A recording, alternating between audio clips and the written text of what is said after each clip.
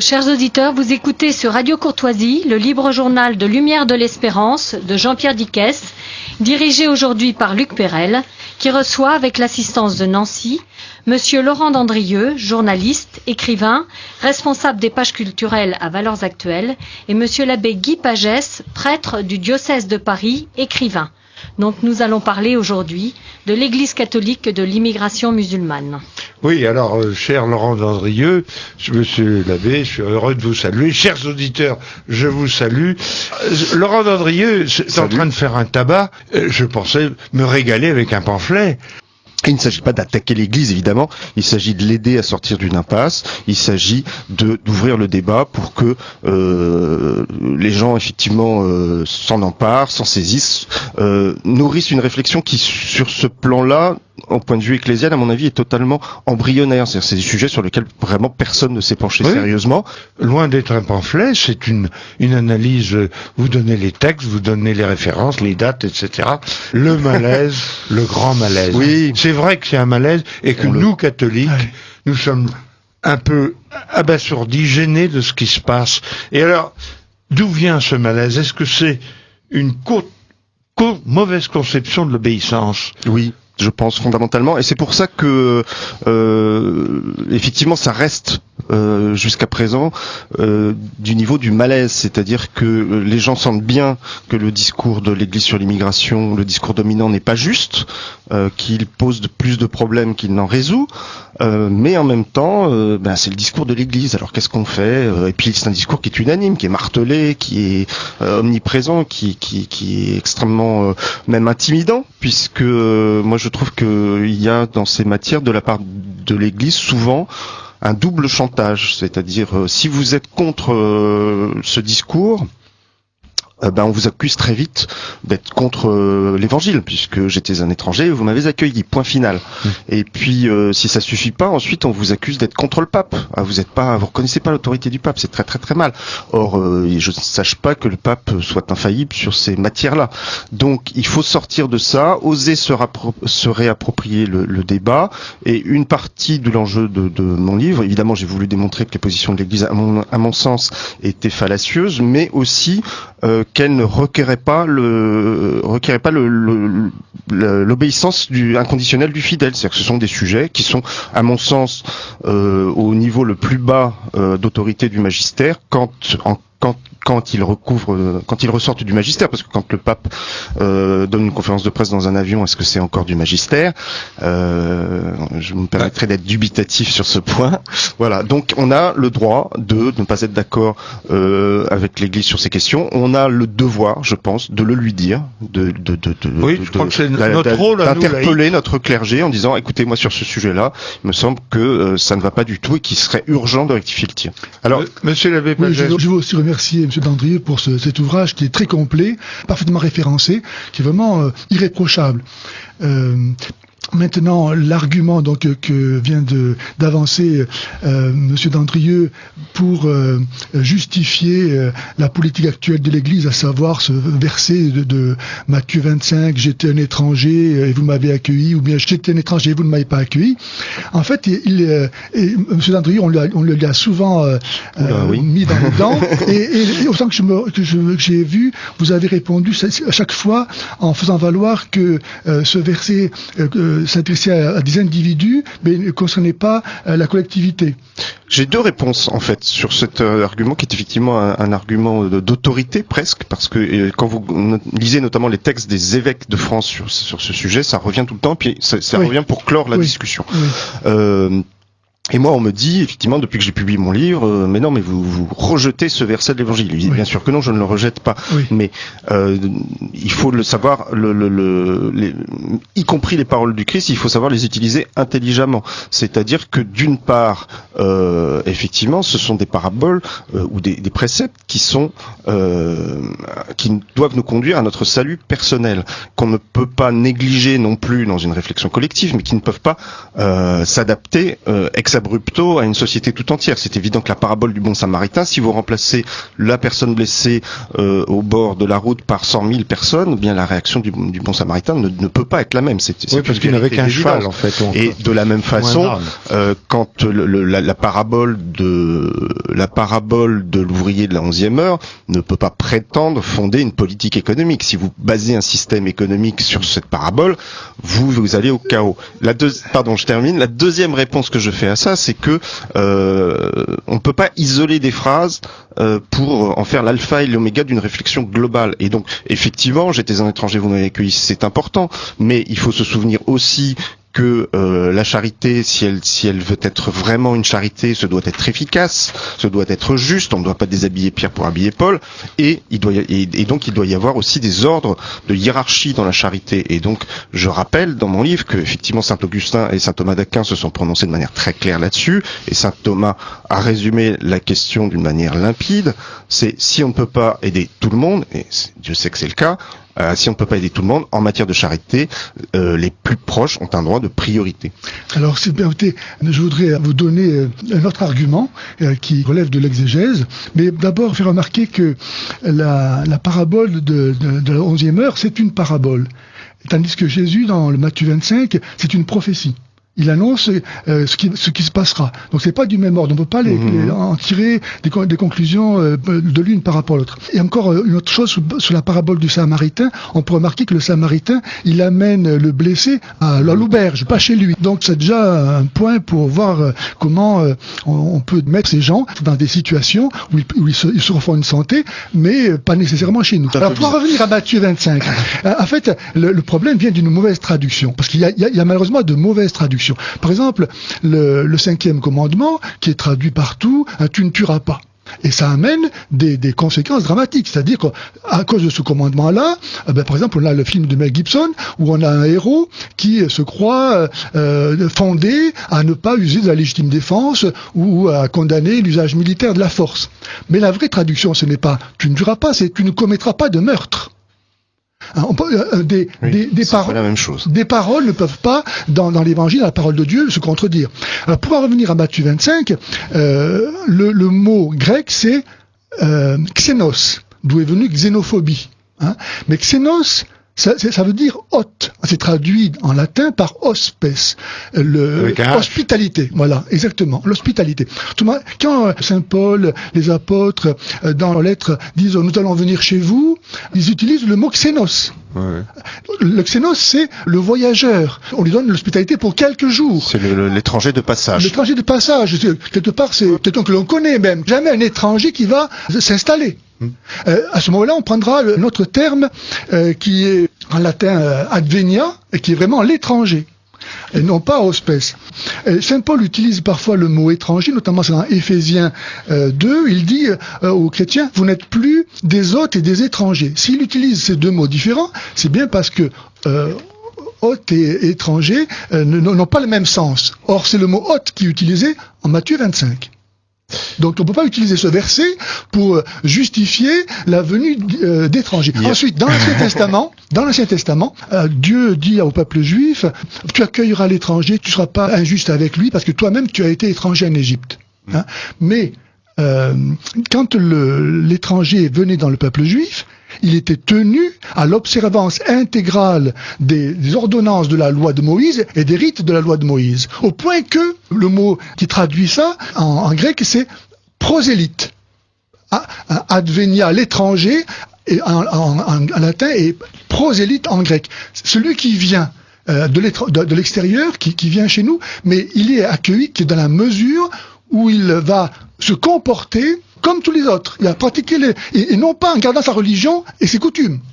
Donc, venir nous raconter aujourd'hui que accueillir l'étranger, c'est lui donner le droit de garder sa culture, sa religion, etc., c'est complètement en dehors de la révélation. En fait, vous avez parfaitement raison, et la question que je veux vous poser à tous les deux, c'est que la confusion, et moi j'appelle le mensonge du pape François, consiste à présenter une situation politique comme réclamant une réponse religieuse, en c'est-à-dire que volontairement, en omettant volontairement les deux éléments principaux, la masse la masse immigratoire, ce que vous avez souligné tout à l'heure à propos du bon samaritain, et deuxièmement son caractère musulman. Exactement. Voilà. Et ça malheureusement, et ça je ne comprends pas comment des responsables d'église ne tiennent pas compte de la religion. Justement, c'est la continuité du discours pontifical. Alors justement, parce que vous disiez la faute du pape François. Malheureusement, ça n'est pas que la faute du pape François. Moi, c'est ce que j'ai découvert un peu en plongeant dans ces textes. C'est que effectivement, il y a deux biais depuis l'origine sur cette question. Le premier, c'est effectivement que la question de la masse n'est jamais envisagée. On parle de migrants au singulier ou éventuellement de familles au pluriel, mais on dit il faut les intégrer, mais on ne se préoccupe pas du tout de savoir ce qu'il advient de cette nécessité d'intégration quand effectivement les masses sont des centaines de milliers, voire des millions, comme c'est arrivé en Allemagne en 2015. Le deuxième biais qui me paraît fondamental, et ça rejoint là aussi ce que vous disiez, c'est que c'est un migrant abstrait, un migrant avec un grand thème, et donc il faut l'intégrer quoi qu'il arrive, mais on se pose pas la question de savoir d'où il vient, ni avec quel bagage culturel, ni avec quel bagage religieux. Et donc on dit intégration, là aussi, mais on ne se pose jamais la question de savoir si cette intégration sera encore possible quand effectivement il s'agit d'immigrés extra-européens et musulmans, et on ne se pose pas non plus la question de savoir les dégâts que cet afflux massif d'immigrés extra-européens et musulmans produisent. Et je vous terminerai sur un dernier point, parce que pour revenir sur ce qu'on disait sur l'étranger, l'étranger de passage, moi ce qui me frappe aussi, c'est qu'il y a un argument qui est constamment utilisé, qui donne d'ailleurs son titre au premier texte magistériel sur la question. C'est un texte de Pie XII qui date de 52, qui s'appelle Exul Familia Nazaretana. Et donc ça commence en disant que l'immigré est pour nous tel la Sainte Famille qui fuit en Égypte, et que donc il faut le traiter comme tel. Mais il faut quand même rappeler que la Sainte Famille en Égypte, d'abord, elle fuit une persécution qui est le massacre des innocents, et ensuite c'est évidemment une fuite temporaire, contrainte, et surtout qui a vocation à rester aussi courte que possible. C'est-à-dire que la Sainte Famille n'avait pas du tout l'intention de faire souche en Égypte. C'est comme les rois mages, ils sont rentrés chez eux. Et ils voulaient rentrer chez eux le plus rapidement possible. Oui. Alors attendez, quand même, la question que je voulais vous poser après, qui est celle de la sacralisation du migrant. On privilégie la personne contre la cité, en quelque sorte. Et la question que je voulais vous poser, c'est le migrant n'est-il pas devenu la chair à canon du mondialisme au moyen de l'islam? Oui, alors effectivement, là, on est à la fois dans le sujet et un peu en dehors, parce que c'est évidemment pas l'intention de l'Église pour le coup. C'est pas ça que cherchent les papes, bien évidemment, mais malheureusement, par leur inconscience, ils se rendent complices d'un certain nombre de phénomènes. Et donc effectivement, il y a deux phénomènes qui sont à l'œuvre dans cette immigration de masse et que l'Église ne veut pas voir, c'est-à-dire effectivement une forme d'esclavagisme moderne qu'a dénoncé d'ailleurs, je le cite dans mon livre, un évêque hongrois, je crois, mais il est bien seul malheureusement, c'est-à-dire qu'effectivement l'immigration de masse est favorisée par les milieux libéraux et patronaux pour exercer une pression à la baisse sur les salaires occidentaux, et donc il est quand même assez consternant de voir l'Église se faire le complice de cet esclavagisme moderne. Et le deuxième phénomène, c'est effectivement l'islamisation de l'Europe, qui arrive dans les bagages de cette immigration de masse, sans non seulement alors là effectivement je pense que le pape François a une responsabilité particulière, parce que pendant longtemps l'Église a été dans le déni de cette question. On ne la mentionnait pas, on ne l'abordait pas, avec quand même une petite parenthèse heureuse, plus ou moins heureuse, sous le pontificat de Benoît XVI. Mais là, avec le pape François, on est dans quelque chose de beaucoup plus grave. C'est-à-dire que lui, il aborde le sujet, il est un peu obligé, parce que l'actualité quand même s'y prête, mais pour nous expliquer que non, il faut surtout pas prendre la peine de résister, parce que tout ça n'est pas grave, parce que le vrai visage de l'islam, c'est la paix, c'est la concorde, c'est la tolérance, et que après tout l'Europe a toujours été multiculturelle, donc il n'y a pas de raison de pas faire une bonne place aux musulmans. Donc là on est dans un discours sur l'islam qui est pas seulement un discours angélique, mais qui est un discours profondément nocif, dans le sens où pour moi il contribue très puissamment à miner ce qui devrait être l'esprit de résistance des Européens face à une islamisation de plus en plus galopante. Oui, alors on va revenir sur ce que vous développez pendant un certain temps, c'est-à-dire sur ce que j'appelle les antécédents. Paul VI à l'ONU, Jean-Paul II embrassant le Coran. Alors là, monsieur l'abbé Pagès, on en a parlé tout à l'heure, mais dans votre livre, qui est très intéressant, Interroger l'islam, et que nous recommandons également, parce que c'est une excellente analyse de ce qu'est cette fausse religion qu'est l'islam. Mais vous écrivez quand même dans votre livre, pour justifier Jean-Paul II quand en 1985 à Casablanca devant les Marocains, il dit nous avons le même Dieu parce qu'il n'y en a qu'un. C'est vous qui dites parce qu'il y en a qu'un pour expliquer le témoin. Et quand il embrasse à Bagdad le Coran, c'est quand même. C'est pas à Bagdad, c'est à Rome où il recevait une délégation. Il recevait une délégation de musulmans irakiens. Voilà. Et ce qui a fait le tour de toutes les télévisions musulmanes. À KTO, on ne l'a pas vu, mais là, ce qui est quand même un scandale de la part du pape, c'est des choses qu'on ne comprend pas. Alors on peut effectivement trouver cette justification au propos de Jean-Paul II sur le même Dieu, mais tout en notant qu'elle a au moins l'inconvénient de l'ambiguïté. Il est musulman quand même, ni la divinité. Et puis, on peut noter que c'est pas n'importe quoi. Moi, j'ai lu tout ce que Benoît XVI a écrit sur le sujet. Benoît XVI, lui, au contraire, il revient très strictement à la formulation antérieure, c'est-à-dire nous adorons l'un et l'autre un Dieu unique.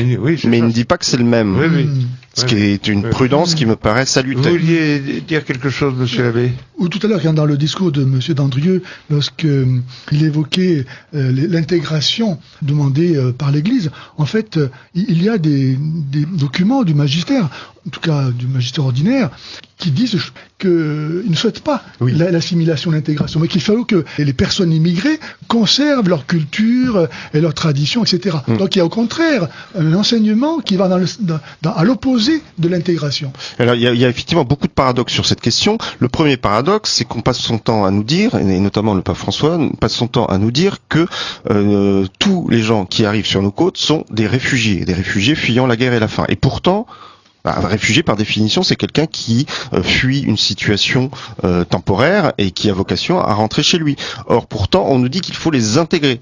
Donc, il y a une première contradiction. La deuxième contradiction, c'est qu'effectivement, le discours de l'Église, mais alors là, absolument constant depuis les origines, est intégration des immigrés, mais dans le même temps, effectivement, condamnation totale des politiques d'assimilation que Jean-Paul II va même jusqu'à renvoyer dos à dos avec les politiques d'apartheid, ce qui est quand même un peu énorme. Et moi, j'aimerais bien qu'on m'explique, parce que personne ne le dit, j'aimerais bien qu'on m'explique comment on fait de l'intégration sans assimilation. C'est peut-être possible quand vous avez peut-être, je ne sais pas, quelques centaines de ressortissants de telle ou telle nationalité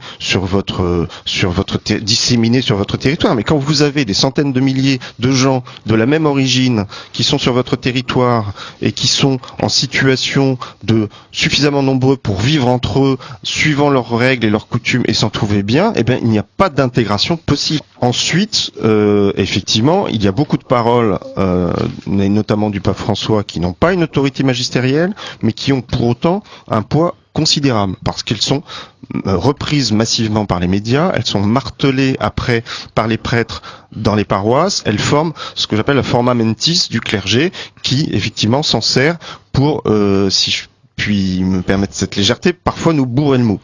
Et donc, on ne peut pas traiter ces phrases-là comme par-dessus la jambe, comme si elles n'existaient pas. Deuxième point, il y a des parties du magistère qui sont saines. Dieu merci, il y a des parties qui sont extraordinairement saines dans le magistère, parce que sinon on n'aurait plus qu'à se tirer une balle dans la tête ou à changer de religion. Bon, Dieu merci, c'est pas le cas. Et donc je démontre que ces parties existent, et je démontre qu'elles peuvent fournir demain la base d'un discours qui enfin serait un discours sain et équilibré. Mais vrai. Reconnaître que ces parties du magistère saine existent n'empêche pas de voir que par ailleurs elles sont complètement minorées, voire contredites par le discours courant, dominant de la plus grande partie de l'Église, et que malheureusement ce discours pleinement catholique n'est pas celui qui est tenu quotidiennement par l'Église enseignante. Et donc se rassurer à bon compte en disant mais non, mais c'est bien parce que ça existe et c'est au fond d'un placard et on pourra toujours aller ouvrir le placard quand on en aura besoin, ça n'est pas suffisant. C'est pour moi c'est un optimisme pour le coup de façade. Alors, moi j'ai écrit ce livre pour deux raisons. Évidemment pour convaincre les gens qui ne sont pas convaincus, mais aussi pour les gens qui sont déjà convaincus par ma thèse, mais qui parfois n'ont pas les arguments et n'ont pas les textes, n'ont pas les références. Et moi ce que je voudrais, c'est qu'effectivement, notamment les catholiques qui sont exaspérés par le discours de tel ou tel curé sur la question, puissent aller l'interpeller en lui disant non, écoutez, là ça suffit de nous raconter n'importe quoi. Après la messe, voilà. Mais pour ça, il faut d'abord avoir des billes, voilà. Et mon livre est écrit aussi pour fournir aux gens convaincus les billes pour ce combat. Monsieur l'abbé. Oui, tout à l'heure, Pagès. Oui. Vous évoquiez le pape François qui disait que déjà l'Europe avait connu des invasions et qu'elle avait réussi à se surmonter, à tirer un bénéfice de celle-ci. Il oublie que lorsque les invasions musulmanes sont venues, l'Europe les a justement chassées. Et puis on oublie aussi ce qui s'est passé sur le pourtour méditerranéen au 7e siècle. C'est-à-dire que les pays musulmans n'ont pas toujours été musulmans. Ils sont musulmans par conquête et que effectivement, à cette époque-là, pour des raisons qui m'échappent parce que je ne suis pas historien, il n'y a pas pu y avoir de réponse militaire. Et la conséquence, c'est que du coup, à part des minorités chrétiennes qui survivent tant bien que mal, des peuples entiers ont été coupés du christianisme pendant des siècles et des siècles. Donc tolérer dans l'espace national des communautés qui garderaient leur propre tradition, c'est une chose, mais tolérer les populations musulmanes, c'en est une autre, parce que leurs traditions sont tout à fait différentes de celles qu'on peut trouver ailleurs, dans la mesure où elles ont une prétention universaliste. Oui. Et donc, on peut pas, même à titre, je dirais, embryonnaire, traiter la présence musulmane comme une autre présence, parce que elle porte en elle-même le germe de l'oumma répandu sur tout le territoire national. Donc, ouais. Et ça, moi je trouve ça dramatique que jamais, par exemple, nos évêques et notre pape ne fassent allusion à des préceptes que nous trouvons chez les apôtres, excusez du peu, mais par exemple le doux Saint Jean qui a reposé sa tête sur le cœur de Jésus, donc il est apôtre de l'amour traditionnellement, il dit ceci: si quelqu'un vient à vous sans apporter cette doctrine, c'est-à-dire l'évangile, ne le recevez pas chez vous. Quiconque le salue participe à ses œuvres mauvaises. Il me semble qu'il y a quelque chose qui est important pour comprendre la cécité de l'Église aujourd'hui, une grande partie de l'Église sur l'islam, c'est une forme de christianocentrisme, c'est-à-dire qu'on regarde les autres religions comme si elles étaient pareilles au christianisme. Oui. Et du coup, on ne les comprend pas, parce qu'on refuse de voir les différences. Et donc, effectivement, on s'imagine que l'islam peut facilement faire la distinction entre le spirituel et le temporel. On s'imagine que l'islam ne cherche que la paix et la concorde. On s'imagine que l'islam n'a pas de visée de domination mondiale, parce que comme le christianisme n'en a pas, et que tout ça ce sont les religions, voilà, à force de parler des religions sans arrêt, on s'imagine qu'elles sont toutes semblables et toutes animées du même esprit. Eh bien, c'est fondamentalement faux. En fait, alors j'en reviens, c'est parce que ça nous permet de revenir sur les antécédents.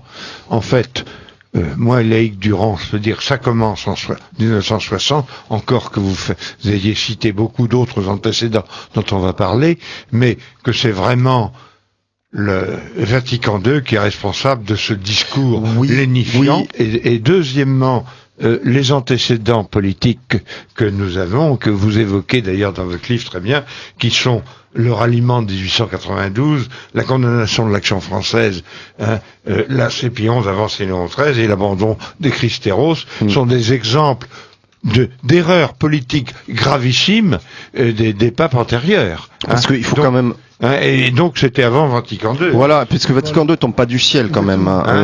Vatican II ne surgit pas dans une église qui avant aurait été miraculeusement pure de toute erreur. Voilà, c'est aussi le produit d'un état d'esprit évidemment préexistant. Moi, je crois que là, vous venez de toucher à l'origine du problème, parce que comment expliquer cette attitude de l'Église qui accueille ses ennemis sur son propre sol, au prix de sa propre disparition, sinon parce que nous refusons d'affirmer que Jésus-Christ est le seul sauveur qui est pour tous les hommes. Et donc nous nous considérons comme une religion parmi d'autres. Nous avons intégré en fait le logiciel franc-maçon pour lequel il n'y a pas de vérité, toutes les religions sont équivalentes. Et donc nous fonctionnons peut-être à notre insu avec ce logiciel-là. Nous ne sommes pas affirmés qu'il n'y a de salut que par Jésus-Christ et l'appartenance à l'Église. En fait, et finalement, jusqu'en 1960, l'Église envoie des missionnaires en Afrique et partout pour convertir les gens.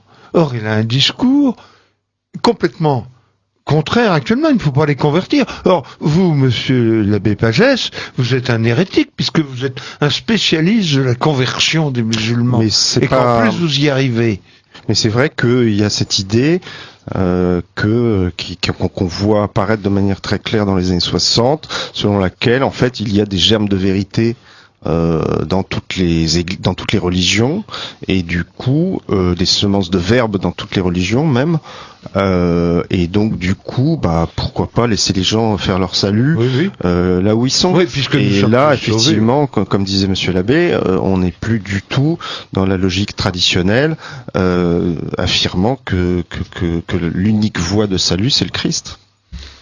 Est-ce que justement, ce phénomène je voudrais que vous nous parliez des musulmans que vous convertissez un peu, parce que j'ai une interview de vous dans une revue, je sais plus laquelle, j'ai retrouvé ça. Il y a des anecdotes très amusantes de ce musulman, de ce maghrébin ou marocain ou je sais pas quoi, qui cherche, il va sur internet parce que son chef de travaux lui a expliqué qu'il fallait qu'il se convertisse, qu'il aille à la mosquée, il n'y allait jamais. Alors ça c'est très intéressant. Alors il va voir l'imam, et l'imam lui dit, il y a qu'au dit qu'on oui, tu vois. Net. Alors, racontez un peu ça. C'est ça. Donc, un jour, sur mes forums, là, je vois un musulman qui me défend. Bon. Ensuite, quelques temps plus tard, je vois qu'il annonce qu'il quitte l'islam. Oh. Donc, tout de suite, je cherche à le rencontrer. Donc, je vais chez lui, dans la banlieue.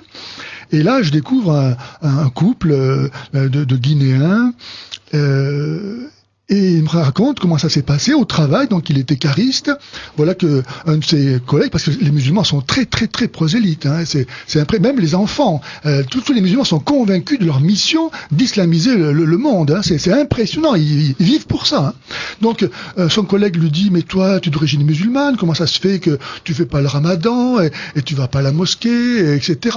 Et donc lui, qui est de bonne volonté, il se laisse convaincre par ce discours et il se met en devoir de s'informer sur sa religion d'origine qui est l'islam. Et puis, par la grâce de Dieu, il tombe sur mes vidéos.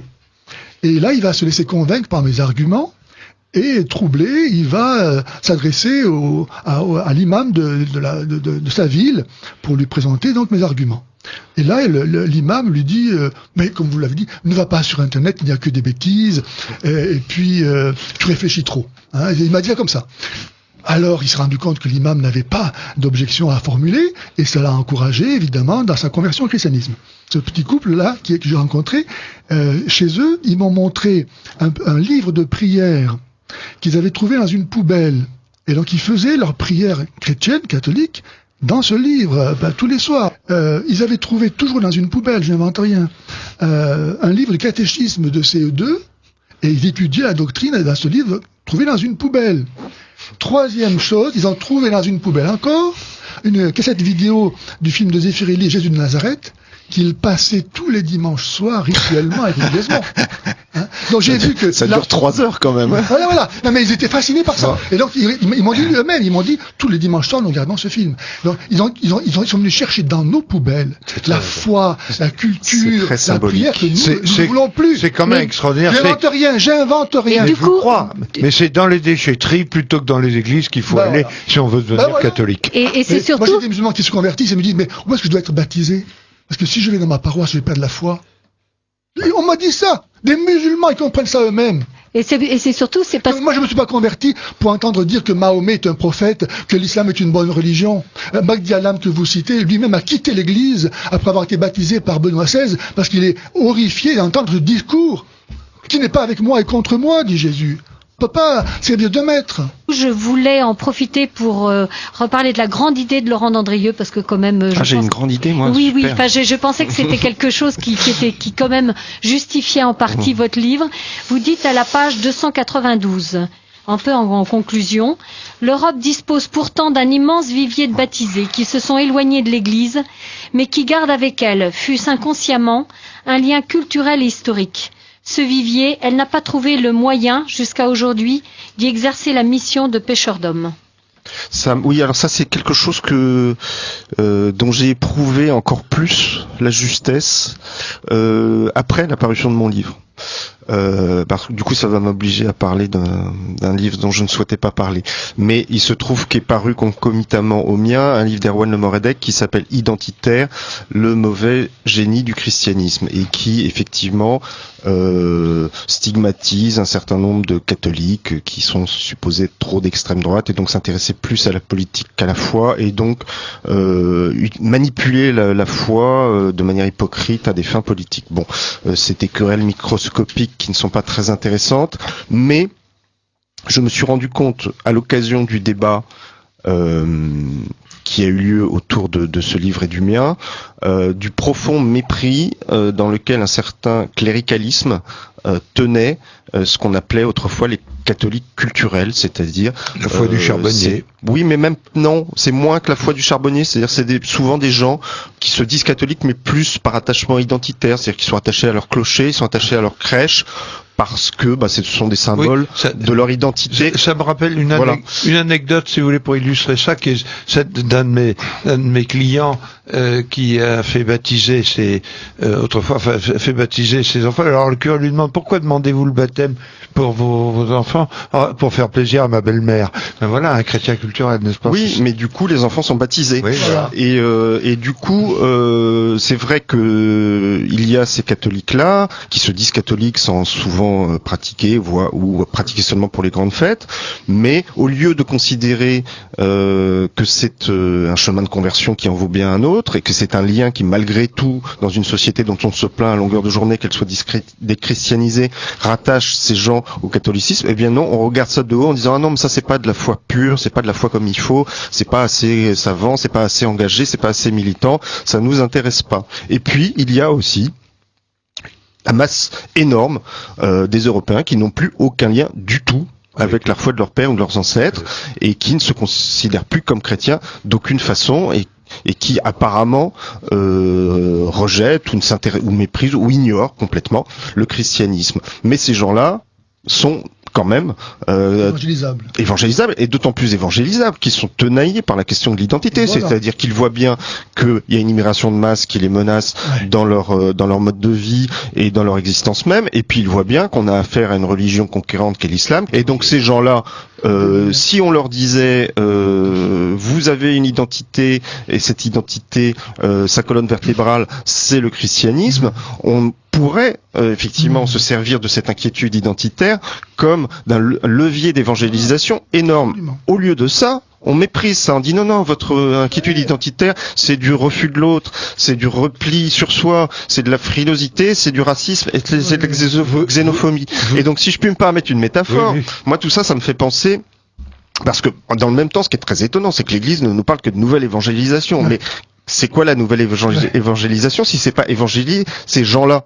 Et on peut pas évangéliser des gens dont on méprise les préoccupations les plus vitales. Et moi, ça me fait penser irrésistiblement, je l'ai déjà dit sur cette antenne, pardon, pour ceux qui n'ont déjà entendu, mais c'est le lotus bleu de Tintin, où il y a ce personnage qui a été frappé par le poison qui rend fou.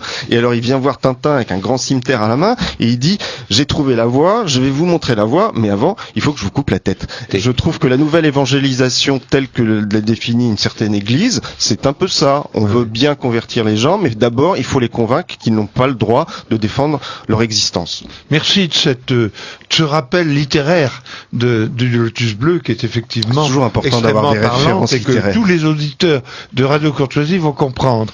Mais je voulais vous dire que c'est amusant, parce que je ne sais pas si vous le faites exprès, vous avez la même conclusion de ce que vous venez d'exposer que Philippe de Villiers. Dans son livre, est-ce que les cloches sonneront encore? Les grands esprits se rencontrent. Ouais, mais exactement. C'est sur l'Église que la France peut, mais malheureusement, peut se libérer, surgir, mais malheureusement, la hiérarchie lui coupe les jarrets. Hein. Voilà. Si même l'Église est d'accord pour que l'islam s'installe en France, on ne voit pas comment le gouvernement pourrait, lui, y trouver à redire. Le livre de M. Dandrieux n'est pas désespéré malgré la situation désespérante qu'il décrit. Il n'est pas désespéré dans la mesure où il y a effectivement le moyen pour transformer, si seulement il y avait encore la volonté et pour ça la foi qui l'attendrait, le moyen de renverser cette situation au bénéfice de l'Église et de la France. Je vois, quand je rencontre des musulmans, comment ils ont soif qu'on leur dise la vérité. Mais si on leur dit que l'islam est une bonne religion, comment ils vont pouvoir se convertir? Là, il y a 10 jours, il y a un groupe d'anciens musulmans qui ont créé à Lyon pendant 2 jours un forum Jésus et le Messie. Eh bien, évidemment, l'imam de la ville, il n'a pas été content de voir que d'anciens musulmans venaient témoigner au bénéfice de la conversion d'autres musulmans et pour fortifier la foi des chrétiens. Mais même le curé de l'Orme a trouvé le moyen de dire qu'on instrumentalisait les anciens musulmans convertis au christianisme. On les a instrumentalisés. Oui, ce que je trouve très frappant, c'est qu'on entend souvent dans les milieux catholiques bien pensants qu'il n'y a pas lieu de s'inquiéter de la progression de l'islam en Europe, parce que en fait, ça va nous servir d'aiguillon pour réveiller la foi chrétienne. Je serais assez d'accord avec ça, à condition qu'on s'en donne les moyens. C'est-à-dire si on se contente de dire, d'une part, oui, alors ça va nous réveiller notre foi, mais que concrètement on fait rien, et que d'autre part, on explique d'une part que c'est très bien de rester dans la religion musulmane, et d'autre part que c'est très mal quand on est européen d'avoir des inquiétudes identitaires, on va rien réveiller du tout. Absolument. Donc effectivement, moi je pense que l'islam, la présence de l'islam, le diable portant pierre, peut avoir des effets collatéraux bénéfiques, et servir à un certain nombre d'Européens pour renouer et aller voir le blog de l'abbé Pagès, par exemple. Et je pense qu'effectivement, on pourrait, si on utilisait ce levier-là, on pourrait on pourrait refaire du christianisme une idée neuve en Europe. Voilà. Mais encore faut-il s'en donner les moyens. Oui, parce que ça amène cette question que je voulais vous poser sur le prophétisme des papes, en particulier développé par Jean-Paul II et encore plus par le pape François, d'une humanité nouvelle, c'est une escroquerie, ça. Que pensez-vous du prophétisme? Ce qui est effrayant, c'est qu'effectivement, moi j'ai découvert un certain nombre de phrases que je soupçonnais pas, qui présentent l'immigration sous un jour absolument messianique, c'est-à-dire comme quelque chose qui va renouveler profondément l'humanité. Je vous en cite quelques-unes. Alors c'est Jean-Paul II dans un message pour la Journée mondiale du migrant 1988. Parmi toutes les expériences humaines, Dieu a voulu choisir celle de la migration pour signifier son plan de rédemption de l'homme. Il y a un texte dans le fameux message de Jean-Paul II, toujours pour cette journée du migrant, 2004, son dernier. On le cite toujours parce que dans ce texte, il y a une phrase qui dit avant le droit de migrer, il y a le droit de ne pas émigrer et de rester vivre sur sa propre terre. Bon, c'est très bien, on est très content quand on lit ça, mais quand on a la curiosité d'aller lire le message dans son entier, on trouve derrière cette phrase cette même vision complètement messianique. Dans ces conditions, écrit Jean-Paul II, le phénomène des migrations contribue à cultiver le rêve d'un avenir de paix pour l'humanité tout entière. Alors, moi, ce que je trouve, c'est que je pourrais vous en donner 10 des phrases comme ça. Ça traduit un phénomène qui me paraît très grave, c'est d'ailleurs Benoît XVI, votre livre, c'est de donner toutes ces références. C'est un phénomène très grave que Benoît XVI a lui-même dénoncé. C'est-à-dire une forme de laïcisation de l'eschatologie. C'est-à-dire, il s'agit plus seulement d'amener les hommes au royaume de Dieu, sur la terre, dans le ciel, mais en quelque sorte, instaurer d'ores et déjà, à travers ce que l'Église des années 60 appelle l'unité de la famille humaine, c'est déjà d'instaurer ce royaume des cieux sur la terre. Et ce que je trouve très inquiétant, c'est que ce même Benoît XVI, qui dénonce cette laïcisation de l'eschatologie, lui-même, quand il s'agit de parler de l'immigration, tombe dans ce piège. Et donc, il y a un message, notamment toujours pour cette fameuse journée mondiale des migrants de l'année 2011, où il dit qu'il faut voir, il faut regarder l'immigration dans la perspective de la mondialisation, comme une manifestation de la mondialisation qui est en quelque sorte, dit-il, la préfiguration anticipée de la cité sans frontières de Dieu. Et alors ça, c'est effrayant parce que si vous concevez qu'effectivement les migrations sont la préfiguration anticipée de la cité sans frontières de Dieu, ça veut dire que si vous vous opposez à l'immigration, vous vous opposez à la cité sans frontières de Dieu. Alors là, il n'y a plus qu'à se tirer une balle. Oui, c'est la confusion. Je trouve triste et dommage, et j'ai écrit mon livre aussi pour ça, que des gens concluent du fait qu'il y a un certain nombre de choses qui les hérissent dans le discours catholique, qu'ils en tirent la conclusion qu'il faille tourner le dos à l'Église et quitter l'Église. Oui. Je trouve que c'est malheureusement une tentation, mais c'est indéfendable parce que l'Église, d'abord, est la seule à avoir les promesses de la vie éternelle et qu'elle n'est pas résumable à un certain nombre d'errements sur un certain nombre de questions, qu'elle a une tradition qui préexiste et qui survivra à ces errements, que nous sommes un certain nombre de catholiques à rester dans l'Église, à être tout aussi hérissés et chagrinés par ces évolutions que beaucoup d'autres, mais que nous mettons un point d'honneur à garder notre fidélité à l'Église pour notre bien spirituel propre évidemment, mais aussi pour le bien spirituel de la France. La gloire de Dieu d'abord. Et la gloire de Dieu, merci monsieur l'abbé, me rappeler aux choses importantes. Et que donc voilà, je pense qu'il faut pas baisser les bras et se dire ah non, cette église me plaît pas. Voilà, d'abord l'église c'est au-delà, c'est bien au-delà de ce que des bêtises de certains de ses représentants actuels. Et par ailleurs, on peut travailler. Nous sommes tous prêtres, prophètes et rois, et donc on peut travailler à la rendre plus sainte, à la rendre plus véridique et à la ramener sur les chemins de la vérité. Ah bah, très bien, merci. Alors, il y a quand même une question que je voudrais vous poser à tous les deux. C'est d'abord l'obédientisme. L'obédientisme, c'est dire papa m'a dit. Papa m'a dit, comme le petit Mitterrand disait. Bon, hein. Et deuxièmement, est-ce que l'origine de cet obédientisme ne vient pas de Vatican I ? De l'infaillibilité pontificale. Tout ce que dit le pape, tout ce que fait, tout ce qui manque, c'est parole d'évangile. D'une mauvaise compréhension de Vatican II. Hein, non, mais bien entendu. Parce qu'on n'est pas là pour remettre en cause Vatican. Mais c'est pas ça l'origine, et que, je pense qu'il y a finalement le cléricalisme, c'est ça. Voilà. Je cite dans mon livre un extrait de l'ouvrage remarquable du professeur de Mattei sur le ralliement de Léon XIII. Et il raconte une anecdote de cette époque où, en rappelant que le pape Léon XIII lui-même, quand il était simple cardinal, n'était pas du tout parmi les partisans de l'infaillibilité pontificale. Mais bizarrement, quand il a été pape, il a utilisé non pas l'infaillibilité elle-même, mais l'aura incroyable qu'elle a conférée à la papauté pour faire pression sur les catholiques français hostile au ralliement. Et donc notamment un jour il convoque le supérieur des trappistes, qui était l'un des piliers de cette opposition catholique au ralliement, et il n'essaye même pas de le convaincre, il le fait mettre à genoux et il lui dit voilà, je suis le pape, donc vous êtes obligé d'être d'accord avec moi sur un sujet qui effectivement n'a rien à voir avec l'infaillibilité. Donc là, je pense qu'il y a déjà une première illustration de dérive de l'autorité pontificale. Donc effectivement, on peut penser que cette fausse conception de l'obéissance est un peu un dommage collatéral de ce dogme par ailleurs tout à fait juste.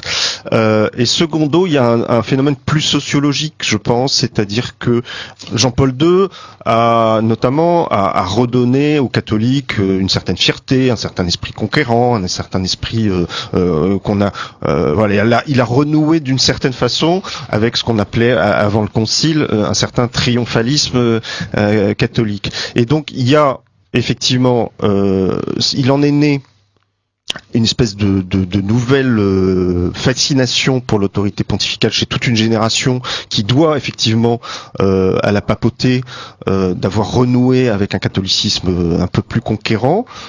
Et puis par ailleurs, ces jeunes qui sont très attachés à l'image du pape, ils se sentent de plus en plus minoritaires. On se voit un peu comme une minorité assiégée. Et du coup, c'est vrai qu'on a tendance à serrer les rangs. Et donc, il faut surtout pas remettre en cause l'institution sur quoi que ce soit. Et donc, on en arrive à des situations malheureusement paradoxales qui sont de défendre le pape sur la moindre de ses paroles, quelles qu'elles soient, et y compris à des intellectuels catholiques qui font des palinodies pour défendre l'indéfendable quand par exemple, le pape dans l'avion en revenant des JMJ de Cracovie, au lendemain de l'assassinat du père Hamel, se lance dans un délire surréaliste sur une comparaison entre la violence islamique et une supposée violence et que des catholiques au nom de la défense de l'autorité pontificale en viennent à défendre des absurdités pareilles, ça me paraît non seulement idiot, mais ça me paraît totalement contre-productif parce que ça décrédibilise la parole catholique dans son ensemble. Et en plus, à ce sujet, vous dites une petite phrase à la page 137 qui est très bien vue. François est coutumier de ces facilités médiatiques qui ne donnent malheureusement pas l'impression qu'il fasse un très grand crédit à l'intelligence de ceux qui l'écoutent. C'est très gentiment dit, mais ça contribue au malaise. Moi, franchement, il y a une phrase qui m'a beaucoup choqué, qui a été moins remarquée que celle-là. Parce que la phrase sur les violences catholiques au lendemain du père Hamel, moi, m'a profondément choqué, comme beaucoup de catholiques, parce que non seulement elle était fausse, mais en plus il y a un manque de tact absolument invraisemblable. Mais le pape a reçu au Vatican, et pourquoi pas, le grand imam de l'université Al-Azhar. Et quelque temps après, dans une conférence de presse où il évoquait la question où il était interrogé sur la question de la violence et de l'islam, il a une fois de plus dédouané l'islam de tout problème avec la violence, et il a employé cet argument totalement invraisemblable, qui est de dire: j'ai rencontré l'imam, donc je sais ce que pensent les musulmans, ils recherchent la paix et la concorde. Mais là, quand j'entends ça, je me dis, il nous prend pour des imbéciles, c'est pas possible. Oui. Alors, ça contribue au malaise. Oui, c'est dramatique. Exactement. Alors, il y a une question, on approche de la fin, mais je voudrais quand même vous poser à tous les deux. Croyez-vous une évolution possible de la pensée du pape François? En particulier, quand il est revenu de Suède, on a eu l'impression que peut-être... Est-ce que vous pensez que c'est... Après tous les antécédents qu'il y a, qu'on puisse espérer cela. Alors, une conversion, en quelque sorte. Alors, c'est par rapport à ce que vous dites là, effectivement, quand François invite les chefs d'État européens à la prudence, par rapport à l'immigration, c'est pas du tout en fait sur le fond qu'ils se prononcent, mais c'est pour inviter les chefs d'État à faire attention à leur stabilité politique, en disant que s'il y a une immigration qui n'est pas maîtrisée, ça va être leur propre suivi politique qui est mis en jeu. Donc, c'est pas du tout le bien même des nations européennes qui est en... C'est un début de réalisme, je dirais.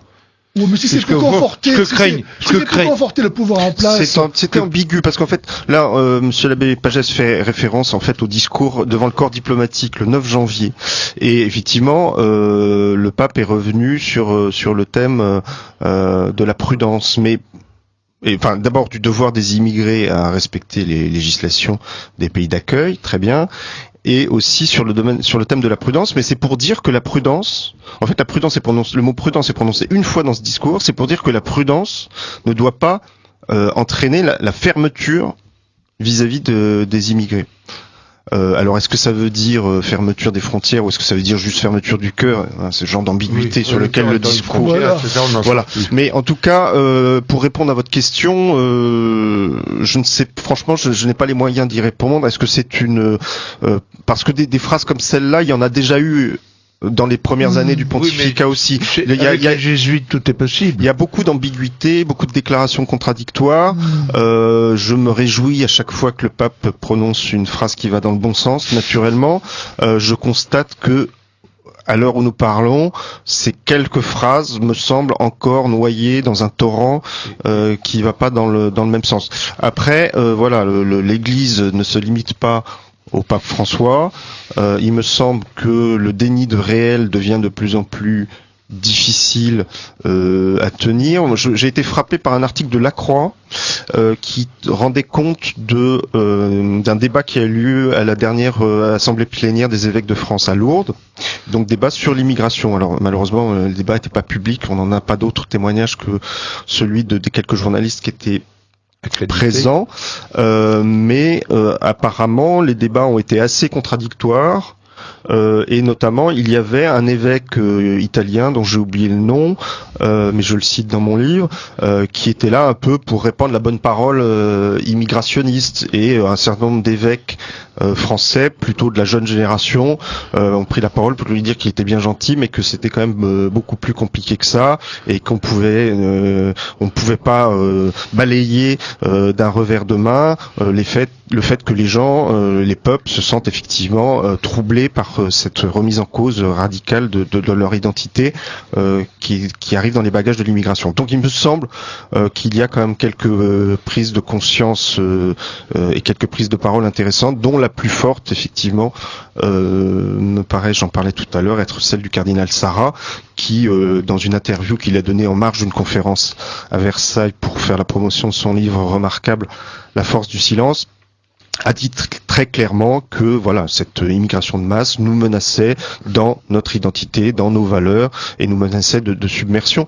Donc là, c'est un propos qui n'a aucune espèce d'ambiguïté. Permettez-moi, dans cette émission, citer d'autres paroles des apôtres sur lesquelles on devrait garder l'œil fixé lorsqu'on parle de l'immigration. Je pense par exemple, j'ai cité Saint Jean qui dit « N'accueillez pas chez vous celui qui n'a pas la même foi ». Ne le saluez même pas, parce que celui qui le salue participe à ses œuvres mauvaises. Jamais je n'ai vu cette phrase être citée dans les documents du magistère. Permettez-moi encore de donner cette phrase de Saint Paul dans 2 Corinthiens 6, 14, 15, et il dit « Ne formez pas d'attelage disparate avec les infidèles. Quel rapport entre la justice et l'impiété? Quelle union entre la lumière et les ténèbres? Quelle entente entre le Christ et Satan? Quelle association entre le fidèle et l'infidèle ?» Et quand on voit les réunions de prière en islamo-chrétienne, mais comment est-ce qu'on peut ensuite lire cette parole de Saint Paul? Saint Jude, les uns, ceux qui hésitent, cherchent à les convaincre, les autres, sauvez-les en les arrachant au feu, les autres, enfin, portez-leur une pitié craintive en haïssant jusqu'à la tunique contaminée par leur chair. Donc, pour les apôtres, il n'y a pas de compromission possible avec celui qui rejette le Christ. Et d'ailleurs, il y a une phrase toujours dans le livre, « Cette assistance accordée au lointain qui s'exerce au détriment des plus proches et qui n'est qu'une caricature de charité parce qu'elle insulte la justice. » Oui, que c'était une très bonne analyse. Oui, je voudrais que nous concluions avec Monsieur l'abbé Pagès par l'Angélus, parce que c'est la prière que Calixte III a demandé après la prise de Constantinople pour la conversion des musulmans. Pour demander Alors, si vous voulez, nous allons nous lever et réciter l'Angélus. Au nom du Père, du Fils et du Saint-Esprit. Amen. L'ange du Seigneur annonça à Marie. Quelle sera la mère du Sauveur? Je vous salue, Marie, pleine de grâce. Le Seigneur est avec vous. Vous êtes bénie entre toutes les femmes, et Jésus, le fruit de vos entrailles, est béni. Sainte Marie, Mère de Dieu, priez pour nous pauvres pécheurs, maintenant et à l'heure de notre mort, ainsi soit-il. Voici la servante du Seigneur. Qu'il me soit fait selon votre parole. Je vous salue, Marie, pleine de grâce. Le Seigneur est avec vous. Vous êtes bénie entre toutes les femmes, et Jésus, le fruit de vos entrailles, est béni. Sainte Marie, Mère de Dieu, priez pour nous pauvres pécheurs, maintenant et à l'heure de notre mort, ainsi soit-il. Et le Verbe conçu en elle par l'opération du Saint-Esprit s'est fait chair. Et il a habité parmi nous. Je vous salue, Marie, pleine de grâce. Le Seigneur est avec vous. Vous êtes bénie entre toutes les femmes, et Jésus, le fruit de vos entrailles, est béni. Sainte Marie, Mère de Dieu, priez pour nous pauvres pécheurs, maintenant et à l'heure de notre mort, ainsi soit-il. Priez pour nous, Sainte Mère de Dieu, afin que nous soyons dignes des promesses de notre Seigneur Jésus-Christ. Daignez, Seigneur notre Père, répandre votre grâce en nos âmes, afin qu'ayant connu par le message de l'ange l'incarnation du Christ votre Fils, nous arrivions, par les mérites de sa passion et de sa croix, avec le secours de la bienheureuse Vierge Marie, jusqu'à la gloire de sa résurrection, par le même Jésus-Christ notre Seigneur. Ainsi soit-il.